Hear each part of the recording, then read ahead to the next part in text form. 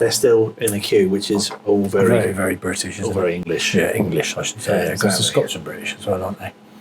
Kind of sort of. owned by the English in a way. Too much.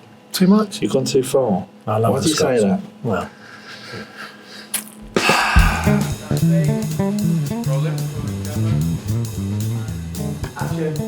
the English are making whiskey, and it's better than Scottish whiskey, and the Scottish twats are shitting their They pants. are pooing their pants. They are kilts are choking on covered their in shit. shortbread. They off Kylie. are spitting into their bagpipes. They are getting this. They had one thing. They had that's one it. thing. They had like shortbread and whiskey. That's it. That's and it. then the English And came along and said, Irn-Bru. "Oh, we're going to make better whiskey," and they did. They didn't. They didn't. It's different. It's different, and it's very, very good. The Scots have been making whiskey for centuries. Well, so have the English. They were making them back in the 1800s. There was 4 big distilleries south of the border. there were, then but by they the haven't been. 1900s They haven't been doing it for almost no. a century properly. No. Until recently, and now Yeah. we've seen a minor explosion of mushrooming of lots of this. new English About 50 of distilleries. them.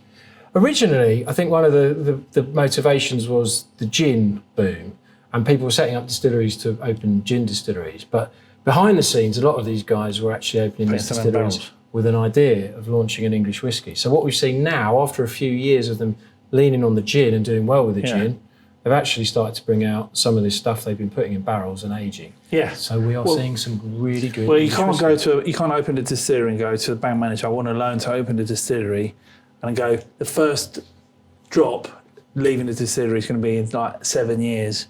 They're going to go, no. So you got to make Fuck gin off. first, make vodka. Fuck off, mate. Fuck off. That's what they'd say. All the bank managers, get out of Fuck here. off, mate. So now, but that, following that gin boom, we're starting to see a lot more English whiskies coming out. And the beauty of them is the diversity. Because they are not hamstrung by some of the regulations and the history and the heritage that some of the Scottish distilleries have, which is great because you need to regulate it. They're borrowing techniques and influences from world whiskey. Well, they are. I mean, they are. I mean, today we've got some Wireworks whiskey, and this is their small batch. They're doing releases that are very similar to the Scottish whiskey processes. So they, like the Japanese and the rest of world whiskey, the English are looking towards That's the the Scotch template, for their inspiration. So they are. We've got a lightly peated whiskey here that's been rested in 2 different styles of barrels. But it is extraordinarily tasty beer. And it's a beautiful distillery right in the Derbyshire Dales.